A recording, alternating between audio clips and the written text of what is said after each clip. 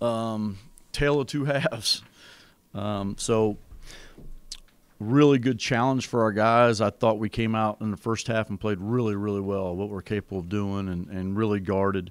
Holding them to 27 points is really, really good. In the second half, I think the inexperience of them playing together and inexperience of the maturity of our team against press, and playing with a lead like that, that's something they got to learn. And I'm just glad we were able to persevere and handle some bumps and made some plays at the end, made some free throws at the end. But all in all, I thought we played pretty good. And we had some turnovers in the press that we shouldn't have had. I think there was 3 of them. I think they scored 10 points in a minute 10.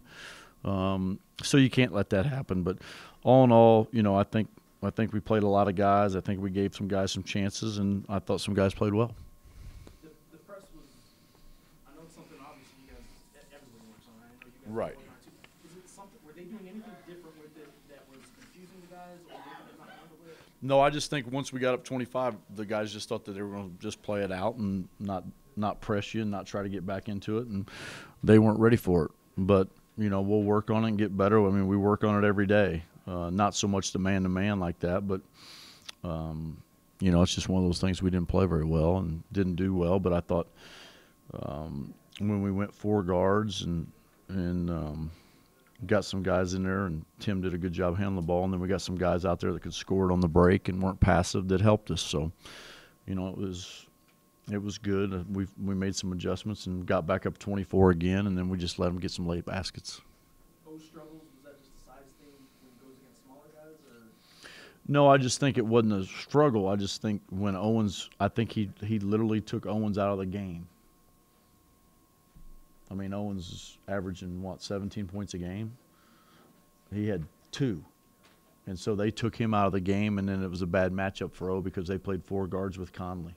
And it's a bad matchup because you got Tim guarding a guard and O guarding Conley, who's a rugged power forward, and that's why he had a good second half. It was nothing against O. O did his job and played at a high level and basically took Owens out of the game, which we asked him to do, and he did that. Coach, the last 2 games, the first halves were kind of rough. They come out and they deliver in the first half. Just your thoughts on what your team did in the first half this time around? Well, I just think that they came out ready to play. I think some of you guys that stay around the practice see that we've been working on our first 4 minutes of the games, and I think that's paid off. I think I've been around the game long enough to know that what my team's weaknesses are and what we need to work on, but we worked on that, and I think that helped us. I think this team hasn't played that much together. I mean, we're talking about 6 games in exhibition season, but it's just a little bit different, and you spend the whole time in the summer beating up on each other, and you're just excited to play against somebody else. But I think they're growing, guys. It's like I said the other day, I really like my team. I think they're growing. I think they're going to have some bumps. I think there's going to be some ups and downs in their play, but I know they're fun to watch. I mean, they keep me on edge, but they're fun to watch, and they play hard, and they try to do the right things all the time. And we got a lot of talented kids. First half, I mean, is that kind of showing just how good this team has the potential of being? Well, I think if we can put a 40-minute game together, I think that's what we talk about. And I'm not real happy. I think we got to work on our. You guys might think this is funny, but I addressed our guys. I think we got to work on our warm-ups going in the second half. And everybody goes, "What do you mean work on your warm-ups?" I just don't. I don't think they take it serious, and especially when we're up, they got to warm up right and do things, the little things, and that means warming up right. And that's some things that we're going to work on and we're going to talk about, because it's my job to try to help them be as good as they can be. But the first half was fun to watch, and they played extremely well. They played extremely hard. They guarded. They had fun. In the second half, I just think they went through the motions and thought it was going to be a big margin of victory, and those guys are going to fight. That team's going to battle for the Summit League title, and that's with Valpo.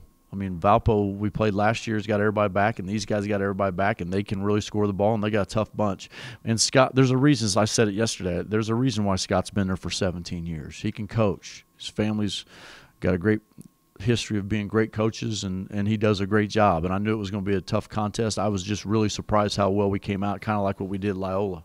against Loyola. So you got to give credit to our guys, and they know they've been addressed, and they understand that they have to continue to get better. What about the shooting in the first half? You talked a lot about that yesterday, and especially getting those the three-pointers in the transition. Like that. Well, I just think what happened in the the USC game and the Nicholas State game, we had a lot of guys staying back trying to get the outlets, and we addressed it in practice. I think you stayed and Jeff, you guys stayed around, and we addressed that where we need to get our wings running out in the transition and get them. And Sam got an easy jump shot. Elijah got 3 or 4 easy jump shots, and we were able to stretch the floor. When we got guys staying around to get the ball instead of just getting it to one guy and the other guy stretching the defense, I think that makes a big difference, and I think that showed in the first half. You guys, just how huge is Colin's performance? I mean, he's been kind of quiet here lately, and to just come off and just show out. I mean, just having all those weapons on the outside. How huge is that? Well, I think it's going to happen. I think there's going to be games where Elijah goes off. I think there's a game when Tim Williams is going to play like he is, and we got to give him as many touches as we can. I think Sam's going to have one of those games. I think the guys really enjoyed playing it that way they played the first half. I just think they got to get refocused going into the second half and come out. Like I told them, I said, if you can get a score, a stop and a score, they'll have to call timeout because that'll put you up 27 points, 28 points. I think that was close. Yeah, it would have been right at 27. Been up to 29, almost 30. He'd had to call timeout. Well, we got our first score. Good offense, got a good stop, came down. I don't know exactly what happened, but we didn't get a score. And then we kind of let them get a mini run. And I think Joe had a dunk to put us up 25, and unfortunately it didn't go in. Unfortunately, he made a good play. We made good offense, and then they started pressing, and we give them 3 charity layups to get their momentum going. So, all in all, it was good to see our guys play, and some guys are going to play good, and some guys are going to have big nights some nights, and I think other people won't have big nights, but I think we're potent enough to get a lot of offense from people. I mean, we scored 95 points, and we had 40. I think we had 41 possessions in the first half. It's a lot. I think we were scoring at 124 in the first half. What was our total possessions? 81. It's a little bit higher than the number I'd like, but they're very potent team. They scored 100 the last 2 games they played. I just wish we would have came out and played with the same defensive intensity, and that's our team's going to mature to that. I really believe that. You guys were obviously at your best, real efficient on offense in that first half. Mm-hmm. Tim was on the bench most of the half. Mm-hmm. That's when you guys seemed to be at your best. In the second half, though, in that stretch of 5 minutes, they go on a 26-6 run. Tim comes in about the midway point. Right. Another ball handler out there on the court, adding that third ball handler. The luxury of having him to come off the bench in those situations, but not really even need him in the first half. Can you talk about how Tim is that guy that I know a lot Well, I of just people know. want to see play sometimes, but Yeah, I think we played our best basketball of the year in the first half, and he didn't play, and I'm sad. I'm not. He just didn't play, and then when I needed another ball handler, I got him in there, and I could go 4 guards, and it gives me 3 guys that can really handle the ball, and it doesn't put Sam in exit tough situations when you're actually playing. I think they had at one time they had Bradley in, Obi in, and they had another point guard in, Aaron Anderson. So we needed to get another ball handler in. He's able to do that. He's able to help us. And what happens is when I have Cullen take the ball out of bounds and he throws it in, it's hard for him to get it back because they're gonna make him not get it back. So if I get Tim in a game and let Tim take it out, then I get Cullen to catch it, or I can get Cullen down the floor to make plays, and then Tim's back there to make the right decisions as a senior. And Tim's okay with a role where tonight Jordan comes in first, and you talked about going to get Jordan some more minutes. Tim's okay with that, and he's ready to I think the thing about Tim Jacobs, he's just happy to be a Lobo, and he doesn't care what happens. That's my opinion. You'd have to ask him, and I wasn't sending a message the last press conference. You guys give me a hard time that you only get to talk to certain guys, so I let Anthony Mathis come in and talk a little bit. In terms of Tim being like a spark plug energy guy, Right. like in Jamal Fenton, how does he compare to when Jamal would come in? I think Jamal did the same thing, and I think Tim can do the same thing. I think Jamal, the thing about Tim, and this isn't anything against Tim, he just knows his role.